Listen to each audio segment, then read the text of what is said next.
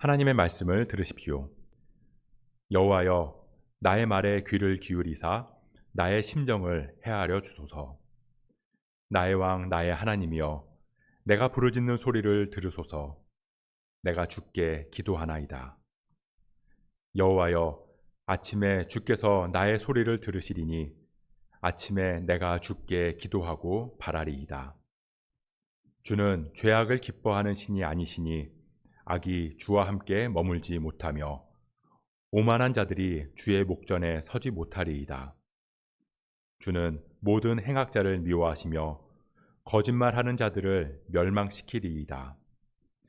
여호와께서는 피 흘리기를 즐기는 자와 속이는 자를 싫어하시나이다. 오직 나는 주의 풍성한 사랑을 힘입어 주의 집에 들어가 주를 경외함으로 성전을 향하여 예배하리이다. 여호와여, 나의 원수들로 말미암아 주의 의로 나를 인도하시고 주의 길을 내 목전에 곧게 하소서. 그들의 입에 신실함이 없고 그들의 심중이 심히 악하며 그들의 목구멍은 열린 무덤 같고 그들의 혀로는 아첨하나이다. 하나님이여, 그들을 정죄하사 자기 꾀에 빠지게 하시고 그 많은 허물로 말미암아 그들을 쫓아내소서. 그들이 주를 배역함이니이다. 그러나 주께 피하는 모든 사람은 다 기뻐하며 주의 보호로 말미암아 영원히 기뻐 외치고 주의 이름을 사랑하는 자들은 주를 즐거워하리이다. 여호와여, 주는 의인에게 복을 주시고 방패로 함같이 은혜로 그를 호위하시리이다. 이는 하나님의 말씀입니다. 오늘은 맥추감사주일입니다. 이 맥추감사주일은요, 말 그대로 보리를 수확하고 그 첫 열매를 하나님께 드리면서 감사하는 날입니다. 근데 우리 대부분은 농사를 짓지 않아요. 그래서 추수감사절도 그렇고 맥추감사주일도 실질적으로 우리 삶에 와닿지 않을 수 있습니다. 하지만 하나님께서는 우리 삶에도 많은 열매를 맺게 하셨습니다. 추수해서 쌓여있는 곡식단처럼 시각적으로 보이지 않아서 그렇지 돌아보면 베풀어 주신 은혜가 가득하다는 걸 우리는 고백하지 않을 수 없습니다. 그래서 한 해의 절반을 지나면서 맥추감사주일로, 그리고 한 해를 마무리하면서 추수감사주일로, 그렇게 의도적으로라도 은혜를 기억하고 감사하는 거죠. 그래서 저도 올해 한 해 어떤 감사한 일들이 있었는지를 이렇게 돌아보니까 교회 안에서는 이제 함께 예배하면서 공동체를 이루게 된 분들이 계심이 너무나 감사하고요. 또 하루하루 함께 말씀을 묵상할 수 있게 된 것도 너무나 감사했습니다. 또 제가 안수받고 성찬식도 하면서 더 풍성하게 예배를 드릴 수 있게 된 것도 너무 감사하고, 또 개인적으로는 아이들이 건강하게 잘 자라고 학교 생활도 잘 하고 있음에 하나님께 감사를 드립니다. 그 외에도 생각해보면 감사할 것들이 참 많습니다. 그런데 우리가 감사하다라고 고백을 할 때를 보면요, 이 작고 소소한 것들은 감사한 일이라는 생각이 바로 들지 않을 때가 있어요. 감사의 제목들을 찾아봐야 그제서야 그래, 이것도 감사한 일이지 라고 생각이 든다는 겁니다. 반면에 내가 간절히 원했던 일들, 그 일들이 이루어진 것은, 그런 것들은 굳이 내가 생각해내지 않아도 바로 감사의 고백이 나온다는 거예요. 그래서 저는 이 감사가 우리의 기도와도 연결이 돼 있다는 생각이 들어요. 우리는 이 간절함이 없을 때는 기도가 잘 나오지 않습니다. 기도해야 되는 건 알지만 그렇다고 기도를 하지는 않아요. 그런데 뭔가 다급한 일이 생겼다거나 간절히 바라는 일들이 생기면 그때는 기도하지 말라고 해도 기도가 자연스럽게 나옵니다. 예를 들어서 건강하고 별다른 문제가 없을 때는 기도해야겠다는 생각이 안 들다가도 건강이 안 좋아진다거나 또 해결되지 않는 문제들이 생기게 되면 우리는 기도의 자리로 나오게 되는 거죠. 진학을 앞두고 있다거나 중요한 결정사항이 있다거나 그럴 때 우리는 열심히 기도하고요. 회사를 옮긴다거나 이사를 한다거나 그런 것 같이 우리 삶에 변화가 생길 때 그런 상황에서도 우리는 간절히 기도합니다. 그런데 그게 당연하다는 거예요. 기도는 원래 간절함이 있어야 할 수 있기 때문인 겁니다. 그리고 그 간절한 기도가 응답될 때 우리는 자연스럽게 이 감사를 고백하게 되는 거죠. 오늘 우리가 함께 읽은 이 시편 5편의 말씀은 다윗의 기도입니다. 다윗이 악인들의 위협을 받는 상황에서 이 하나님께 했던 기도를 시로 기록한 건데요. 보면 다윗의 기도가 굉장히 간절하다는 것을 우리는 알 수 있습니다. 1절에 보면 나의 말에 귀를 기울여 주십시오. 나의 심정을 헤아려 주십시오. 또 2절에서도 내가 부르짖습니다. 내 부르짖는 소리를 들어주십시오. 그렇게 정말 간절히 기도하고 있어요. 이 다윗은 당장 해결해야 될 문제들이 있었습니다. 악인들이 위협하고 있는 이 상황 가운데 가장 급한 거, 그건 원수들을 물리치는 거잖아요. 원수들을 물리치고 자신의 건강과 안전을 지키는 게 지금 상황에서는 가장 중요한 일입니다. 그런데 다윗이 간절히 구한 건 그런 게 아니었다는 거예요. 다윗은 무엇을 구했을까요? 우리 8절 말씀 같이 한번 읽어보도록 하겠습니다. 함께 읽습니다. 시작. 여호와여 나의 원수들로 주의 길을 내 목전에 곧게 하소서. 나의 원수들로 말미암아 나를 승리하게 해주십시오가 아니라 원수들로 말미암아 주의 의로 나를 인도하여 주옵소서. 원수들로 말미암아 주의 길을 내 목전에 곧게 하소서라고 기도하고 있다는 겁니다. 무슨 말이냐면 이런 어려운 상황을 지나면서 내가 주님의 의로움을 깨닫기를 원합니다. 내가 이 일을 지나면서 주님 걸어가신 길을 걷게 하여 주옵소서라고 기도하고 있다는 거예요. 주의 의로우심이 나와 함께 하시고 또 나로 하여금 주님의 길을 걷게 하시는 것, 그 길에 늘 동행하시는 주님을 바라볼 수 있는 것이 다윗이 간절히 바랐던 바였다라는 거죠.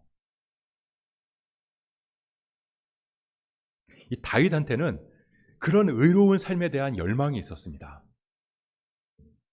주변이 다 악해도 나는 거기에 휘둘리지 않고 하나님 기뻐하시는 대로 살고자 하는 열망.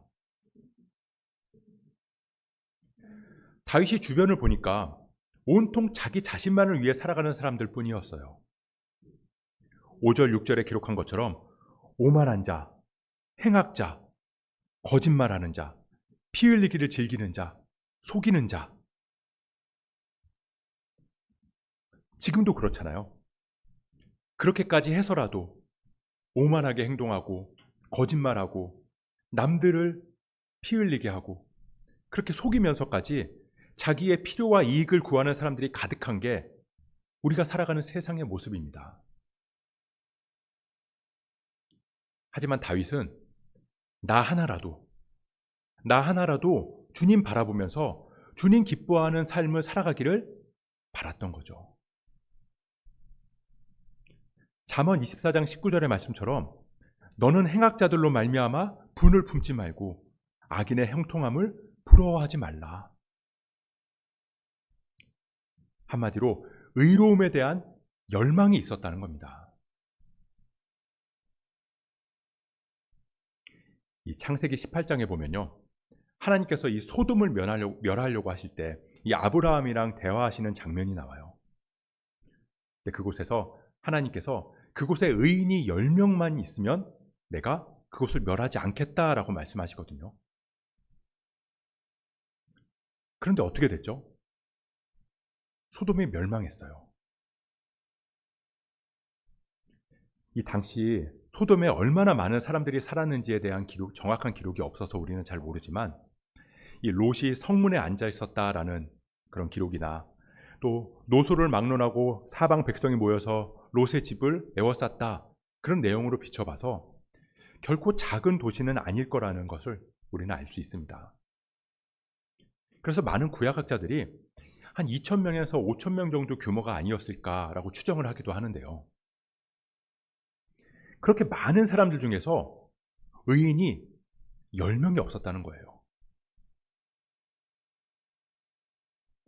의롭고자 열망하는 사람, 그 의롭고자 바라는 그 사람이 단 10명이 없어서 도시 전체가 심판을 받았다는 거죠. 다윗은 그걸 알았기 때문에 나부터라도 하나님의 의로움을 따라 살기를 구했다는 겁니다.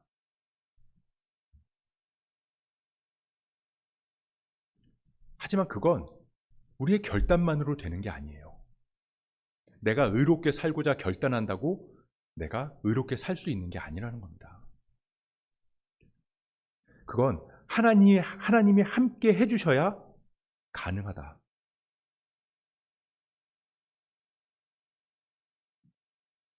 우리가 죄 안 짓고 의롭게 살려고 아무리 다짐한들 번번이 넘어지잖아요. 하지만 하나님이 동행해 주시고 하나님이 함께 해주시면 그게 가능하다. 그걸 다윗은 고백하고 있는 겁니다. 그리고 그게 하나님께서 가장 기뻐하시고 하나님께서 우리 삶에 맺어주실 수 있는 가장 최고의 열매라고 다윗이 믿었기 때문인 거예요. 그래서 그 기도를 간절하게 할 수밖에 없었던 거죠.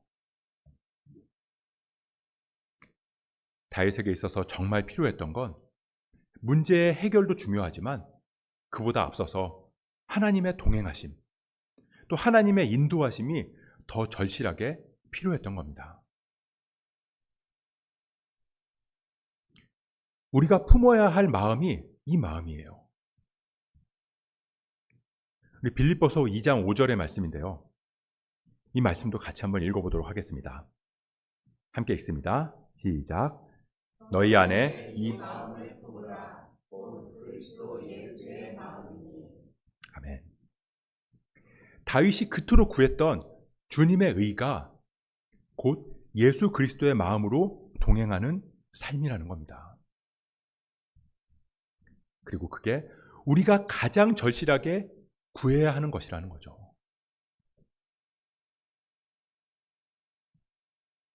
그래서 이후에 다윗의 시를 보면요, 무언가를 해주셔서 감사하다는 고백보다는 하나님께서 함께 해주시는 것에 대한 감사의 고백이 대부분이에요. 간절히 바라는 것들이 자연스럽게 감사로 고백되어지는 것처럼 하나님과 늘 동행하는 그 열매를 맺었기 때문에 그로 인한 감사가 그냥 다윗의 삶에 툭 치면 그냥 나오는 거죠. 시편 7편에도 보면 내가 여호와의 의를 따라 감사한다 라고 노래하고요. 54편에도 보면 주의 이름에 감사하고 선하심에 감사한다 라고 하고, 또 138편에도 보면 내가 주의 인자하심과 성실하심으로 말미암아 감사한다, 그렇게 고백을 해요. 그렇게 다윗의 감사는 철저히 하나님께 집중되어 있었습니다. 반면 세상의 감사는 어떤가요? 감사는 그리스도인들만의 전유물이 아니잖아요. 세상 사람들도 감사하다는 말 많이 합니다. 감사가 미덕이라고도 말해요. 그래서 내가 원하는 일들이 이루어졌을 때, 또 큰 성공을 거두었을 때 그냥 감사하다는 이야기를 합니다. 그런데 뭐가 감사하냐? 누구한테 감사하냐라고 물어보면 그 대상이 없어요. 그냥 이렇게 된 상황 자체에 감사한다. 그냥 운이 잘 따라준 것에 감사한다 라고 말하는 거죠. 일종의 겸손의 표현일 수 있습니다. 내가 열심히 해서 잘 된 거야 라고 말하기에는 그냥 조금 거만해 보일 수도 있고, 아니면 때로는 내가 잘해서 됐다라고 말하기에는 그건 아닌 것 같은데, 그럼에도 왜 잘 됐는지 그 이유를 잘 모르니까 그냥 내가 무언지 모를 그냥 막연한 대상에게 감사를 하는 거죠. 뭐 조상 중에 누구, 혹은 알게 모르게 도와줬을 그런 주변의 어떤 사람들, 그냥 그런 사람들께 그냥 감사한다 뭉뚱그려서 그렇게 이야기하는 거죠. 그렇기 때문에 그 감사의 상황이 바뀌면 감사가 금세 사라져버리게 된다는 겁니다. 왜냐하면 감사의 대상이 없고 실체가 없으니까요. 그런데 다윗의 감사는 달랐어요. 다윗의 감사는 상황의 메인 감사가 아니라 하나님이라고 하는 이 명확한 대상을 향한 감사였기 때문입니다. 그렇기 때문에 원수들이 나를 에워싸고 있는 이 상황이 아직 해결되지 않았음에도 주의 인자하심으로 인해, 주님의 함께하심으로 인해 감사를 고백할 수 있었던 거예요.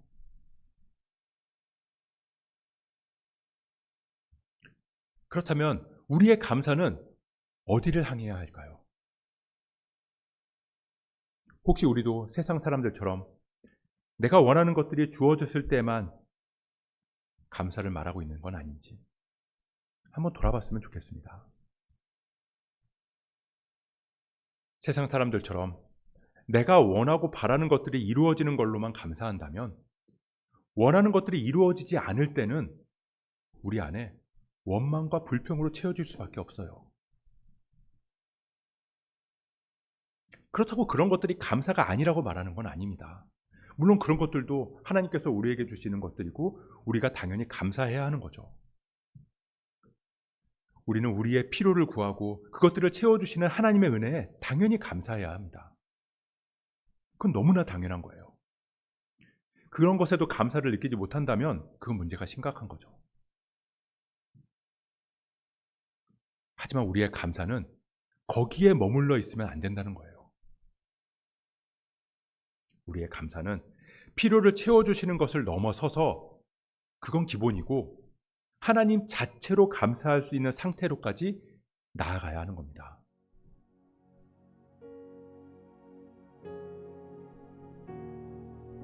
(2026년) 올 한 해 절반을 지나오면서 어떤 분들은 눈에 보이는 열매를 맺으신 분들도 계실 거고, 또 어떤 분들은 아직 열매가 맺히지 않았거나 그 과정을 지나고 계신 분들도 계실 거예요.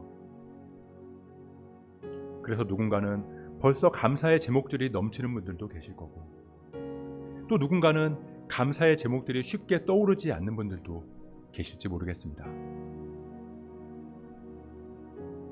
하지만 우리의 가장 큰 감사의 조건은 이 험한 세상 속에서 나의 왕 되시고 나의 왕 되시는 그 전능하신 하나님께서 나의 기도를 들으시고 나의 걸음을 인도하고 계시다는 그 사실 그 자체입니다. 하나님이 나의 하나님 되어주셔서 나와 동행하시는 것이 우리에게 맺힌 가장 큰 열매이기 때문인 거죠. 아직 우리 손에 쥐어진 눈에 보이는 열매는 작을지라도 낙심하지 마시기 바랍니다. 여전히 내 삶을 위협하는 대적들, 해결되지 않는 수많은 문제들이 남아있을지라도 실망하지 마시기 바랍니다. 이스라엘 백성들이 보리를 수확하고 첫 열매를 감사의 제물로 드렸던 것처럼 오늘 우리가 하나님 앞에 드려야 할 진짜 첫 열매, 내 삶의 가장 최고의 열매는 지금 내 곁에서 내 걸음을 인도하고 계시는 하나님과 동행하는 거예요. 주님 따라 주의 의의 길을 걸어가는 겁니다. 우리가 내가 바라고 원하는 대로 상황이 풀려야 감사하는 세상 수준의 감사에 머무르지 않았으면 좋겠습니다. 상황은 여전히 안개송을 거니는 것 같지만 그럼에도 나의 왕 되시는 하나님께서 어제도 오늘도 그리고 앞으로의 삶에서도 우리와 늘 함께 하실 것이기 때문입니다. 그렇게 지난 반년 동안 함께 해주신 주님께서 남은 2026년도 우리와 늘 동행해 주실 것을 믿으면서 그 믿음과 열망과 감사의 고백이 넘쳐날 수 있는 저와 여러분 되시길 주님의 이름으로 축복합니다.